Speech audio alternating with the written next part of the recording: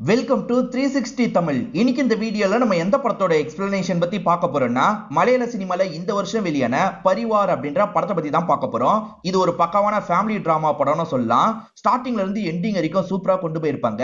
முதல்ல இந்த படத்தோட பிளாட்டை பத்தி சொல்றேன். பாஸ்கர்னு ஒரு 99 வயசு பெரியவர் இருக்காரு. அவர் எப்படா சாவாரு, அவரோட சொத்து எப்படா நமக்கு கிடைக்கும்ன்ற மாதிரி பசங்க யோசிக்கிறாங்க. அவரோட கையில ஒரு டைமண்ட் மோதிரம் இருக்கும். அந்த மோதிரத்துக்கு பசங்க எல்லாருமே சண்டை போட்டுக்கிறாங்க. எனக்கு தான் வேணும், எனக்கு தான் வேணும்ன்ற மாதிரி. அதுக்காக அப்பாவை கொல்ற அளவுக்குலாம் துணிறாங்க. என்னெல்லாம் நடக்குதுன்னு சொல்றதுதான் இந்த படத்தோட கதையா இருக்கும். முடிவுல நீங்க எதிர்பார்க்காத ஒரு திருப்பமும் வச்சிருப்பாங்க. கண்டிப்பா உங்களுக்கு பிடிக்கும் நம்புறேன். எக்ஸ்பிளனேஷனுக்குள்ள போறதுக்கு முன்னாடி வீடியோக்கு ஒரு லைக் போடுங்க. அது மூலியமா இந்த வீடியோ இன்னும் நிறைய பேர்கிட்ட கொண்டு போய் சேர்க்கப்படும். மேற்கொண்டு டைம் வேஸ்ட் பண்ணாம நம்ம நேரடியா எக்ஸ்பிளனேஷனுக்குள்ள போயிடலாம். படத்தோட ஸ்டார்டிங் சீனே ஒரு பெரியவர் கஷ்டப்பட்டு மூச்சு விட்டுட்டு இருக்கிறத காட்டுறாங்க. இவரோட பேரு பாஸ்கர் அப்படின்றது. இவருக்கு 99 வயசு ஆயிருக்கும். இவரை பொறுத்த வரைக்கும் 2 ஒய்ஃப். ஃபர்ஸ்ட் ஒய்ஃபுக்கு ஒரு பையன் ஒரு பொண்ணு. செகண்ட் ஒய்ஃபை பொறுத்த வரைக்கும் 3 பசங்க இருப்பாங்க. இப்ப கடைசி சின்ன பையன் தான் இவரை பார்த்துட்டு இருக்கான். இந்த பெரியவர் வீட்டுக்கு கொஞ்சம் தள்ளி ஒரு வீடு இருக்கும். அந்த வீட்டுல இருக்க பொண்ணு பேரு நிஷா அப்படின்றது. நிஷா பேரண்ட்ஸ் கூட இந்த இடத்துக்கு வந்துட்டு இருக்காங்க. இவங்க நர்சிங் படிச்சவங்களா இருப்பாங்க. இவரை பார்க்கிறதுக்காக தான் வந்திருக்காங்க. டெம்பரேச்சர்லாம் எப்படி இருக்குன்னு பாக்குறாங்க. டெம்பரேச்சர் ரொம்ப அதிகமா இருக்கு. எப்பவுமே விட ஹெல்த் கண்டிஷன் ரொம்ப மோசமா இருக்குன்றது இவங்களுக்கு தெரிய வருது. இத பத்தி பேரண்ட்ஸ் கிட்ட சொல்றாங்க. இப்ப பேரண்ட்ஸை மட்டும் விட்டுட்டு இவங்க வெளியே போயிடுறாங்க. இப்போதைக்கு பெரியவரை சின்ன பையன் தான் பாத்துக்கிறான்னு சொன்னா பாத்தீங்களா, அந்த சின்ன பையனோட பேரு அர்ஜுனன் அப்படின்றது. இப்ப அர்ஜுனன் கிட்ட பேசுறதுக்காக தான் நிஷா வந்திருக்காங்க. இவங்க 2 பேருமே லவ் தான் பண்ணிட்டு இருக்காங்க. நிஷா இருக்காங்கல்ல, மத்த வாட்டி மாதிரி எனக்கு தெரியல, இந்த வாட்டி இவர் இறக்க தான் அதிக வாய்ப்பு இருக்குன்ற மாதிரிலாம் அர்ஜுனன் கிட்ட சொல்லிட்டு இருக்காங்க. அப்படியே கட் பண்ணி உள்ள இருக்க நிஷாவோட அப்பாவை காட்டுறாங்க. நிஷாவோட அப்பா ஒரு குரூப்ல இருப்பாரு. குரூப்ல தகவல் கொடுக்கலாம்னு நினைக்கிறாரு. இந்த வாட்டி பெருசு கண்டிப்பா போய்டும் நினைக்கிறேன்ற மாதிரிலாம் சொல்லிட்டு இருக்காரு. இந்த சைடு நிஷா இருக்காங்கல்ல, அர்ஜுனனை கட்டிலாம் பிடிச்சிட்டு இருக்காங்க. அப்பா அம்மா வரது தெரிஞ்சோன்னா சட்டுன்னு எந்திரிச்சு கொஞ்சம் தள்ளி போயிடுறாங்க. இவங்க லவ் மேட்டர் அப்பா அம்மாக்கு தெரியாது போல, அதனால தான் இந்த மாதிரிலாம் நடிச்சிட்டு இருக்காங்க. இப்ப அப்பா அம்மாவும் இவருக்கு ஆறுதல் சொல்ற மாதிரிலாம் பேசிட்டு இங்க இருந்து கிளம்பி போறாங்க. அதே மாதிரி சொந்தக்காரங்களுக்கு சொல்லுன்ற மாதிரியும் சொல்லிட்டு போறாங்க. இவருமே சரி அண்ணனுங்களுக்கு சொல்லிடலான்ற மாதிரி யோசிக்கிறாரு. இவரை பொறுத்த வரைக்கும் 2 அண்ணனுங்க இருக்காங்கல்ல, அந்த அண்ணனுங்க கிட்ட சொல்லலான்ற மாதிரி கால் பண்ணி இவர் சொல்லிட்டு இருக்காரு. இப்ப பாஸ்கர் கஷ்டப்பட்டு மூச்சு விட்டுட்டு இருக்கிறத நமக்கு காட்டுறாங்க. இங்கதான் பரிவார்னு டைட்டில போடுறாங்க. பாஸ்கரை பொறுத்த வரைக்கும் 2 ஒய்ஃப் இருக்கிறதா சொன்னல, மூத்த ஒய்ஃப் பையனை காட்டுறாங்க. இவர் தான் குடும்பத்துல பெரியவரா இருப்பாரு. இவர் பேரு பீமன் அப்படின்றது. இவருமே இளநீ எல்லாம் பறிச்சிட்டு இருக்காரு. அப்பன்னு பார்த்து கார் போறதை கவனிக்கிறாரு. அதாவது இவரோட தம்பிங்க 2 பேர் போயிட்டு இருக்கிறத இவர் கவனிக்கிறாரு. ஓஹோ, இவங்க வந்துட்டாங்களான்ற மாதிரிலாம் பார்த்துட்டு இருக்காரு. இப்ப 2 தம்பிங்களும் அப்பாக்கு முன்னாடி உட்கார்ந்த மாதிரி அப்பாவை பார்த்துட்டு இருக்காங்க. இவங்க பேசுறது கூட அப்பாக்கு கேட்கலன்றது இவங்களுக்கு தெரியுது. கண்டிஷன் ரொம்ப மோசமா இருக்கிறது இவங்களுக்கு தெரியுது. ஆனா இதை நினைச்சு சந்தோஷம் தான் படுறாங்க. ஏன்னா ஏற்கனவே நிறைய வாட்டி இவர் சாக போறாருன்னு வந்து ஏமாந்து போயிருப்பாங்க. இந்த வாட்டி கண்டிப்பா இறந்துருவாரு போல அப்படின்ற மாதிரிலாம் ஸ்வீட்டை சாப்பிட்டுக்கிட்டே பேசிட்டு இருக்காங்க. இது எல்லாத்தையும் பீமன் வந்து கவனிக்கிறாரு. பீமனுக்கு தம்பிங்களை பார்க்கும்போது கோவம் தான் வருது. செகண்ட் ஒய்ஃபோட பசங்களா தான் இருப்பாங்க. இருந்தாலுமே அவங்க பண்றதெல்லாம் பார்க்கும்போது கோவம் வருது. நீங்களே அப்பாவை சாவடிச்சிருவீங்க போலியன்ற மாதிரிலாம் திட்டிட்டு இருக்காரு. இந்த ரெட் ஷர்ட்ல இருக்காரு பாத்தீங்களா, இவர் சகாதேவன் அண்ணனா இருப்பாரு. அந்த கிரீன் ஷர்ட்ல இருக்கவர் நகுலன் தம்பியா இருப்பாரு. ஆக்சுவலா நகுலனை பொறுத்த வரைக்கும் ஸ்கூல் டீச்சரா வேலை பார்த்துட்டு இருக்காரு. அண்ணனை பொறுத்த வரைக்கும் அரசியல்வாதியா இருக்காரு. அண்ணனுக்கு சீட்டு கிடைக்கிற மாதிரி வாய்ப்பு இருக்கு. ஆனா செலவுக்கு நிறைய காசு தேவை. அப்பா இறந்து போனார்னா சொத்துல ஒரு பாகம் கிடைக்கும்ல, அது மூலியமா என்னோட தேவையை நிறைவேற்றிடுவேன். இந்த வாட்டி இறந்து போக தான் வாய்ப்பு இருக்குன்னு நினைக்கிறேன்ற மாதிரிலாம் சொல்றாரு. இந்த பாஸ்கரை பொறுத்த வரைக்கும் சொத்தெல்லாம் கூட கம்மியா தான் இருக்கு. அவரோட விரல்ல ஒரு மோதிரம் போட்டிருப்பாரு. அது டைமண்ட் மோதிரம். கண்டிப்பா அது அண்ணனுக்கு தான் போகும், சகாதேவனுக்கு தான் வரும்ன்ற மாதிரி சகாதேவன் ஒய்ஃப் சொல்றாங்க. ஆனா இதை கேட்கிற நகுலன் ஒய்ஃப்க்கு கோவம் வருது. எதுவுமே பேசாம சட்டுன்னு இங்க இருந்து எந்திரிச்சு கிளம்புறாங்க. இப்ப நகுலன் பையன் கூட சேர்ந்து கேம் விளையாடிட்டு இருக்காரு. இவங்க கோவமா இந்த இடத்துக்கு வந்து நகுலனை பிடிச்சு கத்த ஆரம்பிக்கிறாங்க. நகுலனை பொறுத்த வரைக்கும் ரொம்பவே சாஃப்டான டைப்பா இருப்பாரு. இங்க கத்தாதமா, இது நம்ம வீடு இல்ல, என் மானமே போயிடும்ன்ற மாதிரிலாம் சொல்லிட்டாரு. பின்ன என்னங்க, மோதிரம் உங்க அண்ணனுக்கு தான் போகும்ன்ற மாதிரி அண்ணி சொல்றாங்க. எனக்கு அதெல்லாம் தெரியாது, மோதிரம் உங்களுக்கு தான் கிடைக்கணும். உங்க அண்ணன் கிட்ட இப்பயே நீங்க கேட்க ஆரம்பிச்சிருங்கன்ற மாதிரி சொல்றாங்க. சரி சரி நான் கேட்கிறேன்ற மாதிரி இவருமே சொல்லிடுறாரு. நிஷாவோட அப்பான்னு ஒருத்தரை காமிச்சாங்கல்ல, அவர் நெய்பர்ன்றதுனால இவங்க கூட சேர்ந்த மாதிரி சரக்கெல்லாம் அடிச்சிட்டு இருக்காரு. இப்ப லேட் ஆயிருது. சரி நான் கிளம்புறேன்ற மாதிரி இவங்க 2 பேர்கிட்ட சொல்லிட்டு இங்க இருந்து கிளம்பிடுறாரு. இப்ப பொறுமையா நகுலனோ விஷயத்தை ஆரம்பிக்கிறாரு. அண்ணன் சொத்தெல்லாம் கூட நம்ம ஈக்குவலா பிரிச்சிருவோம். அப்பா கையில மோதிரம் இருக்குல்ல, அது எப்படி பிரிக்கிறது அப்படின்ற மாதிரிலாம் கேட்கிறாரு. அதுக்கு சகாதேவன் எந்த ஒரு பதிலும் சொல்லாம ஸ்மைல் பண்ணிக்கிட்டே போறாரு. அதாவது எனக்கு தான்ற மாதிரி போறாரு. இத பார்த்துட்டு இருக்க நகுலன் வைஃப் டென்ஷன் ஆயிடுறாங்க. ஏதாவது பேச வேண்டியதானே அப்படின்ற மாதிரி ஹஸ்பண்ட திட்டுறாங்க. இந்த பாஸ்கர் இருக்காரு பாத்தீங்களா, வெள்ளக்காரங்க கூட சேர்ந்து வேட்டெல்லாம் ஆடி இருப்பாரு. அந்த அளவுக்கு வீரம் பொருந்தியவரா இருப்பாரு.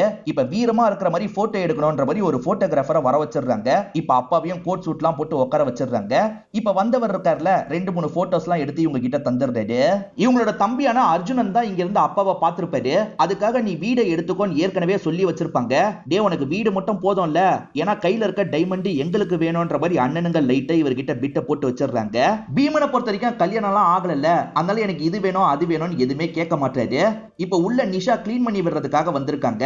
இந்த தண்ணி எடுத்துட்டு போன்ற மாதிரி அண்ணி அர்ஜுனன் கிட்ட தராங்க. டே ஷட்டில பட்டனை போட்டு போ, உள்ள வயசு பொண்ணு இருக்கான்ற மாதிரி சொல்றாங்க. இவரும் பட்டனை போட்டுக்கிட்டே உள்ள வராரு. இவர் தான் நிஷாவை லவ் பண்ணிட்டு இருக்காருல, நிஷா கிட்ட ரொமான்ஸ் எல்லாம் பண்ணிட்டு இருக்காரு. உன் அப்பா பாத்துட்டு போறாரு, அமைதியா இருன்ற மாதிரி அவங்க தடுத்துட்டு இருக்காங்க. அவர் பாக்குற கண்டிஷன்லயா இருக்காரு, அவர்லாம் பார்க்க மாட்டாருன்ற மாதிரி இவர் மேற்கொண்டு இவங்க கிட்ட ரொமான்ஸ் பண்றாரு. இவங்களுமே அதை என்ஜாய் தான் பண்ணிட்டு இருக்காங்க. இப்ப கிளீன் பண்ணி விட்டுட்டு இருக்கும் போது 2 பேருமே ரொமான்ஸ் எல்லாம் பண்றாங்க. இது ஒரு சாங் மாதிரி நமக்கு காட்டுறாங்க.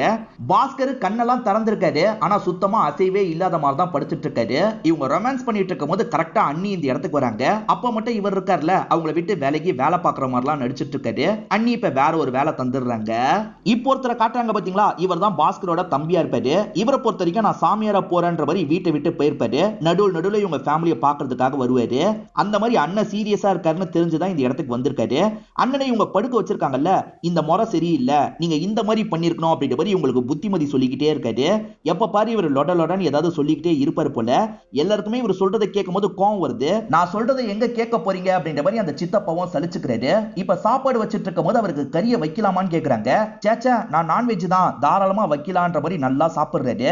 இப்ப பசங்க 2 பேருமே அந்த டைமண்ட் மோதிரம் வேணும்னு ஆசைப்படுறாங்கல்ல, அதை பத்தி லைட்டா சித்தப்பா கிட்ட பேச்சு கொடுக்குறாங்க. நியாயப்படி பார்த்தா எனக்கு தானே வரோன்ற மாதிரி அண்ணன் சொல்றாரு. அது எப்படி எனக்கு தானே வரோன்ற மாதிரி நகுலன் கேக்குறாரு. மாத்தி மாத்தி இவங்க 2 பேர் தான் அதுக்காக ஆர்கியூ எல்லாம் பண்ணிட்டு இருக்காங்க. பீமன் வெளியே உட்காந்து தான் சாப்பிட்டுட்டு இருந்திருப்பாரு. இவங்க 2 பேர் சண்டை போடுற சவுண்ட் அவருக்கு கேக்குது. இப்ப கோவமா இந்த இடத்துக்கு வந்துடுறாரு. இன்னும் நம்ம அப்பா சாக கூட இல்ல, அதுக்குள்ள அவர் கையில இருக்க மோதிரத்தை யார் எடுக்கிறதுன்ற மாதிரி சண்டை போட்டுட்டு இருக்கீங்களா, எதுக்காக இந்த மாதிரிலாம் இருக்கீங்கன்ற மாதிரி கோவப்படுறாரு. அண்ணன் சொல்றது சரிதான், இப்ப எதுக்காக அதை பத்தி பேசிட்டு இருக்கீங்கன்ற மாதிரி அர்ஜுனனும் கேக்குறாரு. இவங்க 2 பேருமே கொஞ்சம் அமைதியா ஆயிடுறாங்க. சகாதேவனா அந்த டைமண்ட் மோதிரத்தை விக்கிறதுக்கே பிளான போட்டிருக்காரு. விக்கிறன்ற மாதிரி ஒருத்தர் கிட்ட 5 லட்சம் ரூபாய் அட்வான்ஸும் வாங்கியிருக்காரு. எப்ப தருவன்ற மாதிரி அவர்கிட்ட இருந்து மெசேஜ் வருது. இதை பாக்குற சகாதேவனும் தம்பி கிட்ட சாஃப்டா போயிடலாம்னு யோசிக்கிறாரு. தம்பி குளிச்சிட்டு இருக்கும் போது பேசுறதுக்காக வராரு. அண்ணன் உனக்கு தரமாட்டேன்ற மாதிரிலாம் சொன்னார்ல, அதனால தம்பி லைட்டா கோவத்துல இருக்காரு. டே தம்பி, உனக்கும் எனக்கும் நடுவுல எதுக்குடா சண்டை, நம்ம 2 பேருமே பிரிச்சு போன்ற மாதிரிலாம் சொல்றாரு. நான் ஏற்கனவே அதை விக்கிறத பத்தி ஒருத்தன் கிட்ட பேசியிருக்கேன். நான் 30 லட்சம் ரூபாய்க்கு விற்க போறேன், 5 லட்சம் ரூபாய் அட்வான்ஸும் வாங்கிட்டேன்னு சொல்றாரு. என்னென்ன சொல்ற, வெறும் 30 லட்சம் ரூபாய்க்கு விற்க போறியா, அதோட மதிப்பு எப்படியும் 40 லட்சம் ரூபாய் இருக்கும்ன்ற மாதிரி சொல்றாரு. இது 40 லட்சம் ரூபாயா, இப்ப என்ன பண்றது அப்படின்ற மாதிரி அண்ணன் கேக்குறாரு. நீ யார்கிட்ட பேசியிருக்கியோ அவங்க கிட்ட என்ன பேச வையே, நான் காசு அதிகப்படுத்துறேன் அப்படின்ற மாதிரி நகுலன் சொல்றாரு. இப்ப வீடியோ கால்ல இவங்களுமே அவர்கிட்ட பேசுறாங்க. அவர் பேரு கோல்டு ராஜா அப்படின்றது மொட்டை ராஜேந்திரன் தான் இந்த ரோலை பண்ணிருப்பாரு. இவங்க 40 லட்சம் ரூபாய் வேணும்னு கேக்குறாங்க. என்னப்பா மாத்தி மாத்தி பேசுறீங்க, சரி 40 லட்சம் ரூபாய் கூட நான் தரேன், சீக்கிரமா அந்த மோதிரத்தை என் கைக்கு கொண்டு வந்து சேருங்கன்ற மாதிரி சொல்றாரு. எங்க அப்பா சாகர கண்டிஷன்ல இருக்காரு, அவர் செத்தோனே நாங்க கொண்டு வந்து தந்துடுறோம் அப்படின்ற மாதிரி இவங்களுமே சொல்லிட்டு இருக்காங்க. பீமன் இருக்காரு பாத்தீங்களா, வேலை விஷயமா வெளியே போயிருப்பாரு. இப்ப இவங்களுமே சித்தப்பா கிட்ட உட்காந்து பேசுறாங்க. ஆக்சுவலா அப்பா இருக்காருல, சாவர மாதிரி வந்து நிறைய வாட்டி பொழைச்சிருப்பாரு. இது வரைக்கும் 4-5 வாட்டி இவங்களை ஏமாத்திருப்பாரு. இந்த வாட்டியாவது இறந்து போயிடணும் அப்படின்ற மாதிரி பசங்க எல்லாம் யோசிக்கிறாங்க. அது ரிலேட்டடா சித்தப்பா கிட்ட பேசுறாங்க. நீங்க தான் நடக்க போறத கணிச்சு சொல்லுவீங்கல்ல, அவர் எப்பதான் இறந்து போவாருன்றத கொஞ்சம் கணிச்சு சொல்லுங்கன்ற மாதிரிலாம் கேக்குறாங்க. அவ்வளவுதானே, பண்ணிரலான்ற மாதிரி சித்தப்பா சொல்றாரு. இப்ப சித்தப்பா சோழி எல்லாம் உருட்டி சில விஷயங்களை பார்த்துட்டு இருக்காரு. அப்படி பார்த்தவர் என்ன சொல்றாருன்னா, நாளைக்கு நைட்டு 3ல இருந்து 4 மணிக்குள்ள உயிர் போயிடும்ன்ற மாதிரி சொல்றாரு. அப்ப நம்ம ஆக வேண்டிய விஷயத்த பார்க்கலான்ற மாதிரி சகாதேவன் சொல்றாரு. எதுக்காக அதுக்குள்ள வேலையெல்லாம் பண்ணணும் அப்படின்ற மாதிரி அர்ஜுனன் கேக்குறாரு. ஏண்டா சித்தப்பா சொல்றத நம்ப மாட்டியா, இவர் சொல்லி என்னடா தப்பா இருக்கு, அதனால நம்ம பண்ணலான்ற மாதிரி சொல்றாங்க. அண்ணனுங்க சீக்கிரமா மோதிரத்தை எடுக்கணும்ல, அதுக்காக தான் இந்த மாதிரி பண்றாங்க. ஆக்சுவலா ஒருத்தர் இறந்ததுக்கு அப்புறம் தானே அந்த இடத்துல பந்தல்லாம் போடுவாங்க. அதுக்கு முன்னாடியே இவங்க பந்தல் போடுறதுக்கு ஆளுங்களெல்லாம் வர வச்சிடுறாங்க. எல்லா ஏற்பாடும் நடந்துட்டு இருக்கு. அதே மாதிரி அங்கங்க போஸ்டர்லாம் வைப்பாங்க பாத்தீங்களா, அதுக்கான வேலையெல்லாம் இவங்க ரெடி பண்ண ஆரம்பிச்சிடுறாங்க. இன்னைக்கு நைட்டு 3 மணில இருந்து 4 மணிக்குள்ள இறந்து போயிடுவாருன்ற மாதிரி அவர் சொன்னார் பாத்தீங்களா, அந்த மாதிரி இறந்து போயிடுவாரு போலன்ற மாதிரி இவங்க எல்லா ஏற்பாடுமே பண்ணி வச்சிட்டு இருக்காங்க. அவருமே ரொம்ப ரொம்ப மூச்சை இழுத்து இழுத்து தான் விடுறாரு. இப்ப நைட்டு நேரம் அர்ஜுனன் இருக்காரு பாத்தீங்களா, அவரோட லவ்வரான நிஷா கூட ஒன்னா இருக்காரு. அதாவது பிசிக்கல் ரிலேஷன்ஷிப்லாம் வச்சிருக்காரு. நிஷாவும் இந்த வாட்டி கண்டிப்பா இறந்துருவாரா அப்படின்ற மாதிரி கேக்குறாங்க. அப்படிதான் சொல்றாங்க, பாப்போன்ற மாதிரி இவருமே சொல்றாரு. ரெண்டு பேருமே நிஷா வீட்டுல தான் இருக்காங்கன்றது தெரிய வருது. இப்ப மணி 3:30 ஆயிருச்சு. சகாதேவன் ஒய்ஃப் பாக்குறதுக்காக போயிருப்பாங்க. இப்ப ஒய்ஃப் சோகமா வராங்க. என்னாச்சு, இறந்துட்டாரா அப்படின்ற மாதிரி சகாதேவன் கேக்குறாரு. இல்லங்க, குத்துக்கல்லு மாதிரி படுத்துட்டு இருக்காருன்ற மாதிரி ஒய்ஃப் சொல்றாங்க. என்ன சித்தப்பா எதுவுமே நடக்கலன்ற மாதிரி கேக்குறாங்க. இன்னும் டைம் இருக்குலடா, பொறுமையா இருங்கன்ற மாதிரி சித்தப்பாவும் சொல்றாரு. இப்பதான் வெளியே போன பீமன் இருக்காருல, திரும்பி ஊருக்குள்ள வந்துட்டு இருக்காரு. அப்படி வரும்போதுதான் அப்பா இறந்து போயிட்டாருன்ற மாதிரி இவங்க போஸ்டர் வச்சிருக்கிறது தெரிய வருது. போஸ்டரையே வச்சிட்டாங்க போல. என் அப்பா இறந்து போயிட்டாரான்ற மாதிரி இவர் அழுதுகிட்டே வீட்டுக்கு ஓடி வந்துட்டு இருக்காரு. என் அப்பா எங்க, என் அப்பா எங்கன்னு கேக்குறாரு. அப்பாக்கெல்லாம் எதுவுமே ஆகல, நாங்க முன்கூட்டியே சித்தப்பா சொல்றதை கேட்டு இப்படி பண்ணோன்ற மாதிரி சொல்றாங்க. இந்த ஆள் ஏதாவது சொன்னார்னா அதை கேட்டு பண்ணுவீங்களா அப்படின்ற மாதிரி இவருமே கோவப்படுறாரு. என் அப்பா இருக்கும் போதே செத்து போயிட்டாருனா போஸ்டர் ஒட்டுறீங்க, உங்களை விட மாட்டேன்ற மாதிரி பீமனு தம்பிங்களை போட்டு அடிச்சிட்டு இருக்காரு. பயங்கரமா இங்க மாத்தி மாத்தி சண்டை போடுறாங்கல்ல. இந்த சவுண்ட் எல்லாமே நிஷாவோட அப்பாக்கு கேக்குது. என்ன ஏதுன்னு பாக்கலான்னு வெளியே வராரு. அப்பதான் வீட்டை விட்டு அர்ஜுனன் ஓடிட்டு இருக்கிறது தெரியுது. அது அர்ஜுனன் அப்படின்றது இவருக்கு தெரியல. யாரா யாரா அப்படின்ற மாதிரி இவருமே கொஞ்ச நேரம் துரத்துறாரு. எல்லாரும் மாத்தி மாத்தி சண்டை போட்டுட்டு இருக்கும் போது நகுலன் ஒய்ஃப் இருக்காங்கல்ல, அந்த பெரியவர் ரூமை பார்த்து பயங்கரமா ஷாக் ஆகுறாங்க. என்ன பெரியவர் செத்து போயிட்டாரா அப்படின்ற மாதிரி இவங்க எல்லாருமே கேக்குறாங்க. இல்ல, பெரியவர் குத்துக்கல்ல மாதிரி எந்திரிச்சே உட்காந்துட்டாருன்ற மாதிரி சொல்றாங்க. என்னது, எந்திரிச்சு உட்காந்துட்டாரான்ற மாதிரி ஃபேமிலியை சேர்ந்த எல்லாருமே ஷாக் ஆகுறாங்க. இப்ப டாக்டருக்கு தகவலை கொடுத்துடுறாங்க. டாக்டர் செக் பண்றதுக்காக போறாருல, அவர் சரியாவல, செத்து போக தான் வாய்ப்பு இருக்குன்னு சொல்லுவாருன்ற மாதிரி வேண்டிட்டு இருக்காங்க. ஆனா டாக்டர் இருக்கார்ல, அவர் முன்னைய விட ரொம்ப ஸ்ட்ராங்கா இருக்காரு. ஆக்சிஜன் மாஸ்க் வைக்கிறதுக்கான ஏற்பாடெல்லாம் பண்ணுங்க, கூடிய சீக்கிரத்துல எந்திரிச்சு நடக்கவே ஆரம்பிச்சிருவாருன்ற மாதிரி சொல்றாரு. இதை கேட்கிற இவங்க எல்லாரோட முகமும் சோகமா மாறிடுது. இப்ப அந்த செட்டப் எல்லாம் வைக்கிறதுக்காக ஒரு பையனை வர வச்சிருக்காங்க. அவனுமே செட்டப்புக்கான எல்லா ஏற்பாடும் பண்ணிட்டு இருக்கான். அதுக்கப்புறம் லேடிஸ் கிட்ட இவ்வளவு பில் அமௌண்ட்ன்ற மாதிரி சொல்றான். எப்படி எப்படி இந்த மிஷினை ஆப்ரேட் பண்ணும் அப்படின்றதெல்லாம் எக்ஸ்பிளைன் பண்ணிட்டு இருக்கான். இந்த பில் அமௌண்ட் 70,000 ரூபாய்க்கு மேல இருக்கும். 5 லட்சம் ரூபாய் அட்வான்ஸ் காசு வாங்கினாரு பாத்தீங்களா, அதுல இருந்து தான் சகாதேவனே இந்த பில் அமௌண்ட் எல்லாம் கிளியர் பண்ணிட்டு இருக்காரு. இப்ப எல்லாருமே சேர்ந்த மாதிரி பாஸ்கரனை பாக்குறதுக்காக உள்ள வந்துடுறாங்க. அவர் இப்ப பேச முடியல, ஆனா ரொம்ப ஆக்டிவா இவங்க எல்லாரையும் பாக்குறாரு. குறிப்பா அர்ஜுனனை பார்த்து முறைக்கிறாரு. அர்ஜுனனே நிஷா கூட ஒன்னாலாம் இருந்தார்ல, அதை பார்த்த கோவத்துல தான் முறைக்கிறாரு போல. இப்ப எல்லாருமே பார்த்து முடிச்சுட்டு வெளியே போயிட்டு இருக்காங்க. ஆனா நகுலனோட பையன் மட்டும் தாத்தாவையே பார்த்துட்டு இருக்கான். மாஸ்க் வித்தியாசமா இருக்குல்ல, அதனால தான் இந்த மாதிரி பார்த்துட்டு இருக்கான். இப்ப ரெண்டு பேருமே சேர்ந்த மாதிரி அந்த கோல்டு ராஜாக்கு கால் பண்ணி பேசுறாங்க. அப்ப இன்னும் சாவல, இப்ப எங்களால தர முடியாதுன்னு சொல்றாங்க. அட்வான்ஸ் வாங்கும் போது இதெல்லாம் உங்களுக்கு தெரியாதா, அப்ப அப்பா சாகிறதுக்கு முன்னாடியே விக்கிறதுக்கு முடிவு பண்ணிட்டீங்களான்ற மாதிரி கோவப்படுறாரு. நீங்க தாமதிக்கிற ஒவ்வொரு நாளும் வட்டி ஏறிக்கிட்டே இருக்கும். 5 லட்சம் ரூபாய்க்கு நான் ஸ்பீட் வட்டி எல்லாம் போடுவேன்ற மாதிரி சொல்லிடுறாரு. சித்தப்பா உங்க பேச்ச போய் கேட்டோம் பாருங்க, எங்களை சொல்லணும் அப்படின்ற மாதிரி சித்தப்பாவை திட்டிட்டு இருக்காங்க.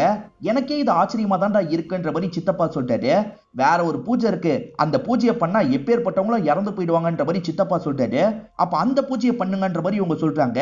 அதெல்லாம் வேணான்னு சித்தப்பா சொல்றாரு. அதெல்லாம் தெரியாது, நீங்க பண்ணுங்கன்ற மாதிரி சொல்றாங்க. லேடிஸுங்களுமே எப்பதான் மாமனார் சாவாருன்ற மாதிரி யோசிச்சுட்டு இருக்காங்க போல. இந்த பூஜையாவது வேலைக்காக அப்படின்ற மாதிரி இவங்களுக்குள்ள பேசிட்டு இருக்காங்க. இது எல்லாத்தையும் அந்த பையன் கவனிக்கிறான்ல. தாத்தா இறந்து போயிட்டா அந்த மாஸ்க் எனக்கு தானேன்னு கேக்குறான். அம்மாவும் திட்டி அனுப்பி வர்றாங்க. பீமனுக்கு தெரிஞ்சா கோவப்படுவாருன்றதுக்காக பீமனுக்கு தெரியாம இவங்க தான் பண்ணிட்டு இருக்காங்க. வீட்டுல இருக்க லேடிஸ் கிட்ட மட்டும் சொல்லியிருப்பாங்க போல. இந்த பூஜையை இந்த சித்தப்பா ஆரம்பிக்கிறாரு. அப்ப உள்ள இருக்க பாஸ்கரோட உடம்புக்குள்ள வைப்ரேஷன் மாதிரிலாம் ஏற்படுது. பயங்கரமா துடிச்சிட்டு இருக்காரு. அவங்க மந்திர எஃபெக்ட்ல தான் இப்படி ஆகுறாருன்னு பார்த்தா அதுதான் கிடையாது. இந்த சின்ன பையன் தான் சேட்டை செஞ்சுட்டு இருக்கான். மிஷினை இஷ்டத்துக்கு ஆப்ரேட் பண்ணிட்டு இருக்கான். தாத்தா இப்ப எப்படி இருக்கு, தாத்தா இப்ப எப்படி இருக்குன்னு கேக்குறான்.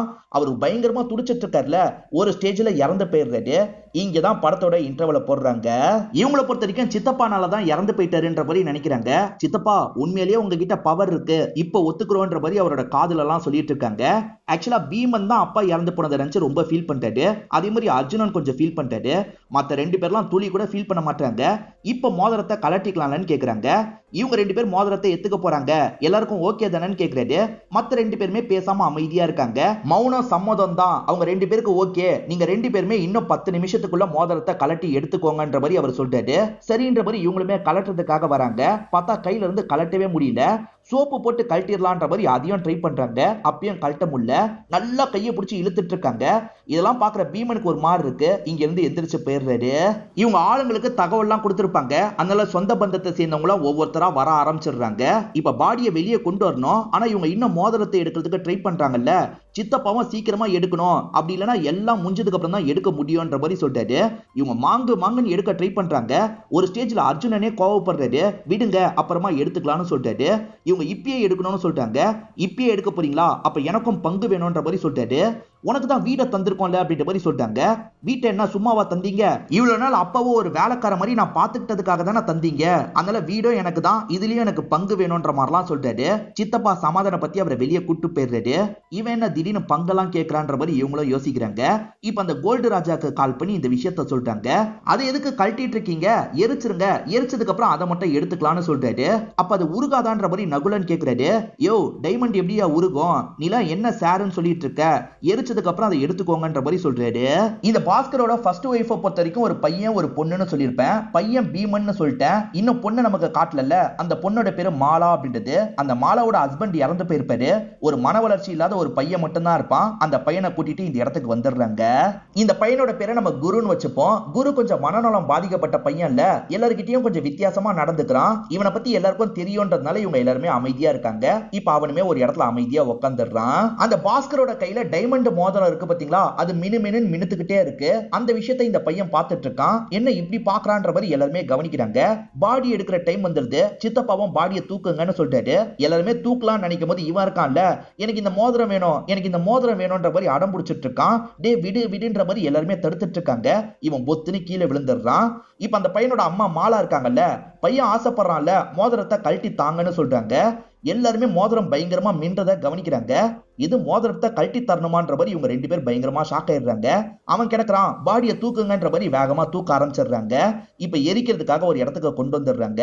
அப்பாவோட பாடி எரிஞ்சிட்டு இருக்குன்னு கூட பசங்க ஃபீல் பண்ண மாட்டாங்க.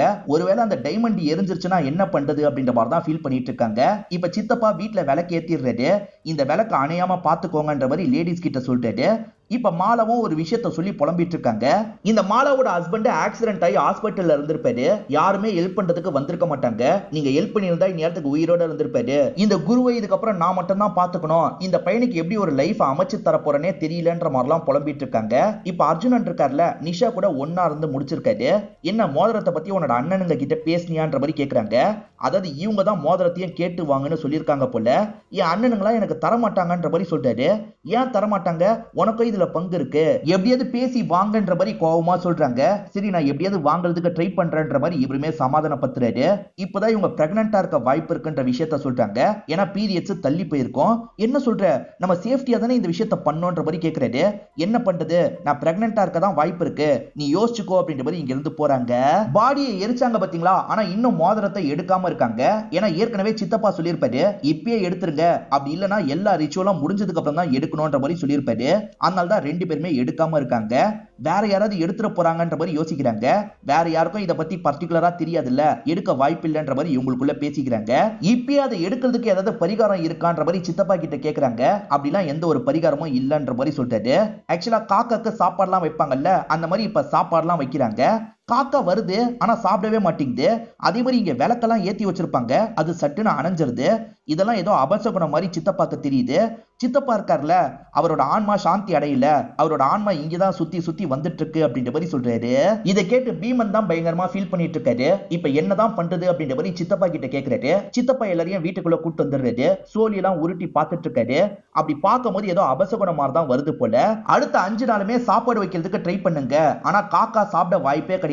சாப்பிட்டுச்சுன்னா பிரச்சனை இல்ல, அப்படி சாப்பிடலன்னு வச்சுக்கோங்க, நம்ம எல்லாருமே பயணம் மாதிரி போனோம், அந்த பயணம் மூலியமா தான் எல்லாமே சால்வ் ஆகும்ன்ற மாதிரி சொல்றாரு. சரின்ற மாதிரி இவங்க எல்லாருமே ஏத்துக்கிறாங்க. அந்த டைமண்ட வெளியே யாராவது எடுக்க கூட வாய்ப்பு இருக்குல்ல, அதனால நீங்க வெளியே போய் பாத்துக்கோங்கன்ற மாதிரி நகுலன் வைஃப் சொல்றாங்க. அதே மாதிரி சகாதேவனுக்கும் வேற யாராவது எடுத்துருவாங்களா அப்படின்ற மாதிரி பயம் இருக்கு. நம்ம வெளியே போலான்ற மாதிரி யோசிக்கிறாரு. அண்ணன் தம்பி வெளியே வரும்போது ஏற்கனவே நிறைய பேர் வெளியே உட்காந்துட்டு இருக்காங்க. நம்ம தான் பாக்குறதுக்காக வந்திருக்கோம், இவனுங்க எதுக்காக வந்திருக்காங்க அப்படின்ற மாதிரிலாம் இவங்க யோசிச்சுட்டு இருக்காங்க. அங்கதான் மோதிரம் இருக்குன்னு மத்தவங்களுக்கும் தெரியும்ல, மத்தவங்க எடுக்க கூடாதுன்ற மாதிரி யோசிக்கிறாங்க. அதனால சிசிடிவி அந்த இடத்துல செட் பண்ணும் அப்படின்ற மாதிரி செட் பண்ணிடுறாங்க. யாராவது எடுத்தா கண்டுபிடிச்சிடலான்ற மாதிரிலாம் இவங்க ரெண்டு பேருமே யோசிக்கிறாங்க. இந்த பீமனை பொறுத்த வரைக்கும் எப்படியாவது அப்பாவோட ஆன்மாவை சாந்தி அடைய வைக்கணும்னு நினைக்கிறாரு. அவர் சொன்ன மாதிரியே தினமும் சாப்பாடு வைக்கிறதுக்கு ட்ரை பண்றாரு. காக்கா பக்கத்துல வருது ஆனா சாப்பிடவே மாட்டேங்குது. இதை நினைச்சு பயங்கரமா ஃபீல் பண்றாரு. அஸ்தி எல்லாம் எடுப்பாங்க பாத்தீங்களா, அந்த மாதிரி சித்தப்பாவும் அஸ்திக்கு எடுங்கன்ற மாதிரி சொல்லிட்டாரு. ஆளுங்களும் எடுக்கிறாங்க. எலும்பு துண்டா எடுங்கன்ற மாதிரி சொல்லிட்டாரு. இவங்க 2-3 பீஸை எடுத்து தந்துடுறாங்க. அதுக்கப்புறம் இவங்களும் மும்மரமா தேடிட்டு இருக்காங்க. இப்ப எல்லாரையும் போக சொல்லிட்டு இவங்க மும்மரமா தேடிட்டு இருக்காங்க. அப்படி தேடிட்டு இருக்கும்போது கிடைக்கவே மாட்டேங்குது. என்ன கிடைக்கவே இல்ல, நீ முன்கூட்டியே எடுத்துட்டியான்ற மாதிரி சகாதேவன் கேக்குறாரு. நீ எடுத்துட்டியான்னு நகுலன் கேக்குறாரு. இப்படி மாத்தி மாத்தி 2 பேருமே சண்டை போட ஆரம்பிக்கிறாங்க. என்ன சண்டை போடுற மாதிரி சவுண்ட் கேக்குது அப்படின்ற மாதிரி வீட்டுல இருக்கவங்க எல்லாம் யோசிக்கிறாங்க. இப்ப பாக்குறதுக்காக அந்த இடத்துக்கு வராங்க. ஊர் மக்களும் இந்த இடத்துல இருப்பாங்க. அவங்களுமே இவங்க 2 பேர் சண்டை போறத பாக்குறாங்க. ஆளுங்க எல்லாருமே வந்து தடுக்கிறாங்க. இருந்தாலும் இவங்க மாத்தி மாத்தி திட்டிக்க ஆரம்பிக்கிறாங்க. இன்னைக்கு ஒரு ஸ்கூல்ல நீ டீச்சரா இருக்கனா அதுக்கு காரணம் நான் தான் அந்த வேலையை வாங்கி தந்தேன்னு சகாதேவன் சொல்லிட்டாரு. நீ என்ன சும்மாவா வாங்கி தந்த, என் ஒய்ஃபோட நகையை வித்து சொலையா காசு தந்தல அப்படின்ற மாதிரி நகுலன் சொல்றாரு. இதெல்லாம் கேட்டுட்டு இருக்க ஒய்ஃப் பயங்கரமா டென்ஷன் ஆயிடுறாங்க. ஆக்சுவலா ஒய்ஃப் கிட்ட வேலை எனக்கா தான் கிடைச்சது, உன் நகை என்னோட பிசினஸ்ல லாஸ் ஆயிருச்சுன்ற மாதிரி பொய் சொல்லியிருப்பாரு. என்கிட்ட பொய் சொன்னீங்களான்ற மாதிரி கோவமா கேக்குறாங்க. அதே மாதிரி பார்க்க வந்த ஊர் மக்கள் இருக்காங்கல்ல, என்ன அண்ணன் தம்பிங்களோ அப்படின்ற மாதிரி புலம்பிக்கிட்டே இங்க இருந்து கிளம்பி போறாங்க. இது எல்லாத்தையும் பீமன் சோகமா பார்த்துட்டு இருக்காரு. அதே மாதிரி அர்ஜுனனும் அண்ணனுங்களை பார்த்து முறைக்கிறாரு. இப்ப நகுலனோட ஒய்ஃபும் வீட்டுக்கு கிளம்பலான்னு யோசிக்கிறாங்க. ஆனா நகுலன் இருக்கார்ல, எப்படியாவது அந்த டைமண்ட் ரிங்க நான் கண்டுபிடிச்சிடுறேன், அதை வித்து உனக்கு நகை வாங்கி போடுறேன், புரிஞ்சுக்கோமா, இங்க இருந்து போகாது அப்படின்ற மாதிரிலாம் சொல்லிட்டாரு. இவர் இந்த மாதிரி சமாதானப்படுத்துறதுனால இவங்களுமே இங்கேயே இருக்கலாம்னு முடிவு பண்றாங்க. அந்த டைமண்ட் ரிங்கு காணோம்னு சொல்றாங்கல்ல, யார் எடுத்திருப்பான்ற மாதிரி சித்தப்பா யோசிச்சுட்டு இருக்காரு. யார் எடுத்தாங்கன்னு எனக்கு தெரியும்ன்ற மாதிரி குரு சொல்றான். என்னடா சொல்ற, யார் எடுத்தாங்கன்னு உனக்கு தெரியுமா, யார் எடுத்தான்ற மாதிரி கேக்குறாரு. அதுக்கு அவன் இருக்கான்ல, பாஸ்கர் தாத்தா தான் எடுத்தாருன்ற மாதிரி சொல்றான். அதாவது இறந்து போனவர் எடுத்ததா சொல்றான். அப்ப இந்த சின்ன பையன் இந்த இடத்துக்கு வந்துடுறான். வாடா விளையாடலான்ற மாதிரி அவனை விளையாடுறதுக்காக கூட்டு போயிடுறான். இப்ப சித்தப்பாவும் பாஸ்கர் போட்டோவை பார்த்த மாதிரி பேசுறாரு. ஒருவேளை நீயே கொண்டு போயிட்டியா அண்ணா அப்படின்ற மாதிரி கேக்குறாரு. இப்ப சகாதேவன் ஒய்ஃப் இருக்காங்கல்ல, இவருக்கு காயம் பட்டதுக்கு மருந்தெல்லாம் போட்டு விட்டுட்டு இருக்காங்க. பேசாம நம்ம கிளம்பிடலான்ற மாதிரி சொல்லிட்டாங்க. இல்ல இல்ல, அது எனக்கு ரொம்ப முக்கியம், அதை வச்சுதான் நான் எப்படியாவது பதவி வாங்கணும் அப்படின்ற மாதிரிலாம் ஒய்ஃபி கிட்ட சொல்றாரு. அண்ணனும் தம்பியும் சண்டை போட்டுக்கிட்டாங்கல்ல, அதனால கோல்டு ராஜா கிட்ட தனித்தனியா கால் பண்ணி பேசுறாங்க. கோல்டு ராஜா இருக்கார்ல, அஸ்தியெல்லாம் எடுத்து வச்சீங்கல்ல, அல்ல எலும்பு பீஸ் எல்லாம் எடுத்து வச்சீங்கல்ல, அது கூட கூட சேர்ந்து போயிருக்க வாய்ப்பு இருக்கு, அதுல நல்லா செக் பண்ணி பாருங்க அப்படின்ற மாதிரிலாம் சொல்றாரு. அந்த டைமண்ட் காணாம போயிடுச்சுன்னு தெரிஞ்சோன்னா நிஷாவும் பயங்கரமா ஷாக் ஆகுறாங்க. ஒருவேளை உன்னோட அண்ணனுங்க எடுத்து வச்சுட்டு பொய் சொல்றாங்களா அப்படின்ற மாதிரி கேக்குறாங்க. தெரியலன்ற மாதிரி இவருமே சொல்றாரு. இப்ப சிசிடிவி ஃபுட்டேஜ் எல்லாம் செக் பண்ணலான்ற மாதிரி நகுலன் செக் பண்றாரு. யாருமே வந்து எடுத்த மாதிரி ஃபுட்டேஜ் இல்ல. சோ அந்த கோல்டு ராஜா சொன்ன மாதிரி தான் நடந்திருக்கும்னு நினைக்கிறேன். யாருக்குமே தெரியாம எப்படியாவது அஸ்தியை தூக்கணும், ஏன்னா சித்தப்பா அஸ்தியெல்லாம் ஓபன் பண்ணக்கூடாதுன்னு சொல்லிட்டாரு. யாருக்குமே தெரியாம மாத்தி வச்சு நான் எடுத்துட்டு வந்துடுறேன் அப்படின்ற மாதிரிலாம் ஒய்ஃபி கிட்ட சொல்றாரு. நகுலன் ஒரு ஐடியாவை போட்டு வச்சிருக்காருல, அதே ஐடியாவை தான் சகாதேவன் ஒய்ஃபி கிட்ட சொல்லிட்டு இருக்காரு. அதே மாதிரி ஒரு பானையை ரெடி பண்ணி வச்சிருக்கேன், இது அங்க வச்சுட்டு நான் உண்மையான பானையை தூக்கிட்டு வந்துட போறேன் அப்படின்ற மாதிரிலாம் சொல்லிட்டாரு. இப்ப வேணும்ட்டே இவங்க கரண்ட் எல்லாம் கட் பண்ணிடுறாங்க. இப்ப சகாதேவன் இருக்காரு பாத்தீங்களா, அங்க ஒரு பானை இருக்கு, அதுக்கு பதிலா இந்த பானையை வச்சிடுறாரு. சைலண்டா அங்க இருந்து கிளம்பிடுறாரு. இவரு போய் கொஞ்ச நேரத்துல நகுலன் இருக்காரு பாத்தீங்களா, நம்ம மாத்தணும்ன்ற மாதிரி இந்த இடத்துக்கு வராரு. சகாதேவன் வச்சுட்டு போனாரு பாத்தீங்களா, அதை எடுத்துக்கிறாரு. இவர் கொண்டு வந்ததை வச்சிடுறாரு. இப்பதான் அர்ஜுனன் வீட்டுக்கு வந்துட்டு இருக்காரு. யாரு கரண்ட்டை கட் பண்ணது அப்படின்ற மாதிரி கரண்ட் ஆன் பண்றாரு. அந்த சமயம் பீமன் ஒரு இடத்துல பாத்ரூம் போயிட்டு இருப்பாரு. அதை யாரோ பாக்குற மாதிரி தோணுது. யாரு பாக்குறான்ற மாதிரி திரும்பி பாக்குறாரு. அந்த இடத்துல பார்த்தா குரு தான் நின்னுட்டு இருக்கான். இங்க எதுக்காகடா நின்னுட்டு இருக்கன்ற மாதிரி இவர் கோவப்படுறாரு. அப்பதான் எதையோ அவன் வயிற்றுல மறைச்சு வச்சிருக்கிறது தெரியுது. என்ன மறைச்சு வச்சிருக்க காட்டுன்ற மாதிரி வாங்கி பாக்குறாரு. பார்த்தா அங்க இருந்து பானி தான் இவன் தூக்கி வச்சிருக்கான். இந்த பானி எதுக்காகடா தூக்குன, இங்க இருந்து போன்ற மாதிரி இந்த பையனை அனுப்பி விடுறாரு. அப்படியே கட் பண்ணி இவங்க 2 பேர் ஒவ்வொரு பானை எடுத்துட்டு வந்தாங்கல்ல, அதை ஓபன் பண்ணி பார்க்கலான்னு ஓபன் பண்ணி பாக்குறாங்க. ஃபுல்லா ஏதோ மண்ணு மாதிரி தான் இருக்கு. 2 பேருக்குமே மோதிரம் கிடைக்க மாட்டேங்குது. இது கண்டிப்பா அந்த பானை இல்லன்றத 2 பேருமே புரிஞ்சுக்கிறாங்க. அங்க இருக்க பானையை தூக்குறதுக்கு வாய்ப்பு இருக்குன்றதுக்காக பீமன் தான் அந்த பானையை மாத்தியே வச்சிருப்பாரு. இப்போ உண்மையான பானையை அந்த இடத்துக்கு கொண்டு போய் வைக்கணும்ன்ற மாதிரி அப்பாவோட போட்டோ முன்னாடி உண்மையான பானையை வச்சிடுறாரு. இந்த சகாதேவனை பொறுத்த வரைக்கும் சீட்டுக்காக ஒரு அரசியல்வாதி கிட்ட பேசி வச்சிருப்பாரு. அந்த அரசியல்வாதி இவரை பார்த்து பேசுறதுக்காக வீட்டுக்கே வந்திருக்காரு. அண்ணனும் தம்பியும் சண்டை போட்டீங்களாமே, அதை ஊரே பார்த்திருக்காங்க. இப்ப எப்படி உனக்கு சீட்டு தர சொல்ற, உனக்கு சீட்டு தந்தா யாரு ஓட்டு போடுவா, ஓட்டு வராது, அதனால சீட்டை தர முடியாதுன்னு சொல்றாரு. இது நினைச்சு சகாதேவன் பயங்கரமா ஃபீல் பண்றாரு. அப்ப இந்த இடத்துக்கு வந்த தம்பியை இங்க இருந்து கிளம்பலான்னு நினைக்கிறாரு. டே தம்பி போகாதரா, நான் தான் அதை எடுத்தேன்னு நினைக்கிறியா, சத்தியமா நான் எடுக்கலடா அப்படின்ற மாதிரி சொல்றாரு. அண்ணன் நானுமே அதை எடுக்கலண்ணே, அப்ப அது எங்க தான் போயிருக்கோன்ற மாதிரி கேக்குறாரு. கண்டிப்பா அது உண்மையான பானையில் தான் இருக்கும், நம்ம செக் பண்ணது ஃபேக்கான பானைன்றதை இவங்க புரிஞ்சுக்கிறாங்க. இப்ப எல்லாருமே வேலை பார்த்துட்டு இருக்கும் போது இவங்க 2 பேருமே பேசுறதுக்காக வந்துடுறாங்க. அந்த உண்மையான பானையை நாங்க செக் பண்ணி பார்க்கணும், கண்டிப்பா அந்த ரிங் எங்களுக்கு வேணும்ன்ற மாதிரி சொல்லிட்டாங்க. எல்லாம் முடிஞ்சதுக்கு அப்புறம் பாத்துக்கோங்க, கொஞ்சம் அமைதியா இருங்கன்ற மாதிரி பீமன் சொல்றாரு.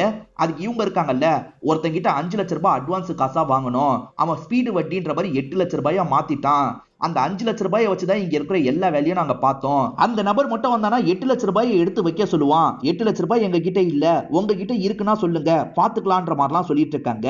இப்ப எல்லாருமே மாத்தி மாத்தி ஒருத்தர் மூஞ்ச ஒருத்தர் பார்த்துட்டு இருக்காங்க.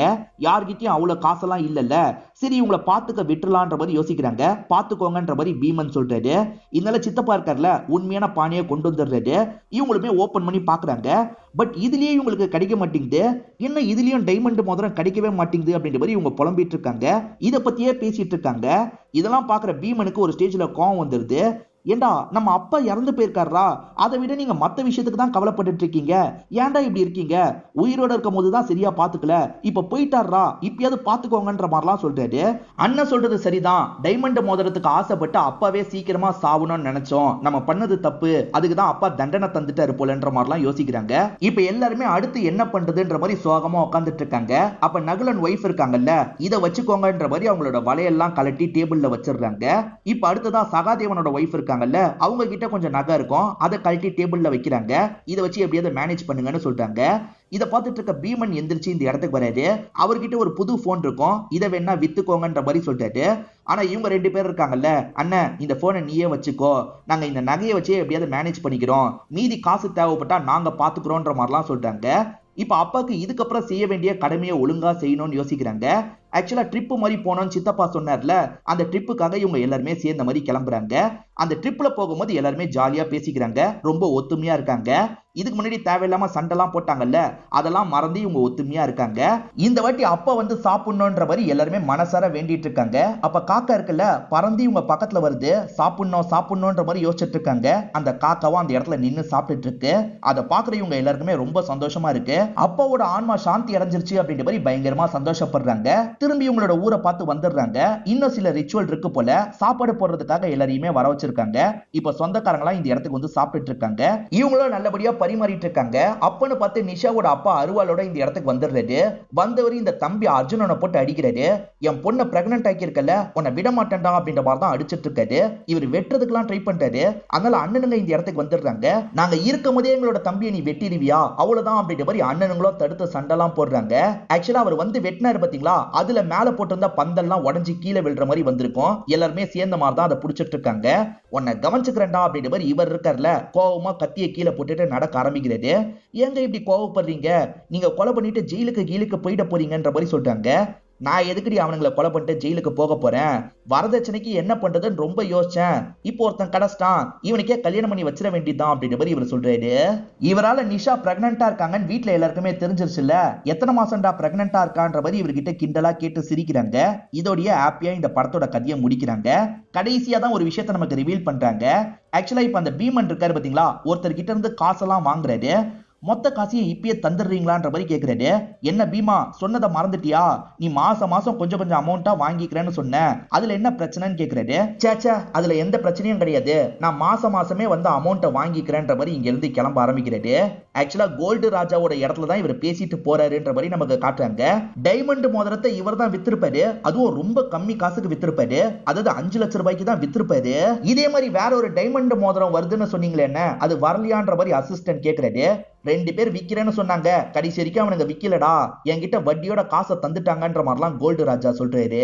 பீமன் முன்கூட்டியே அந்த மோதிரத்தை தூக்கி இருப்பாரு, அதனால தான் அவங்க 2 பேரால விற்க முடியாம போயிருக்கும். பீமன் எப்படி தூக்குனாருன்ற மாதிரி உங்களுக்கு ஒரு கேள்வி வந்திருக்கும். அவரை எரிக்கிறதுக்காக தூக்கிட்டு போனாங்கல்ல, அப்ப நைஸா இவர் மட்டும் கையில இருந்து உருவி எடுத்திருப்பாரு, சாமர்த்தியமா உருவி எடுத்துட்டாருன்ற மாதிரி நமக்கு காட்டுறாங்க.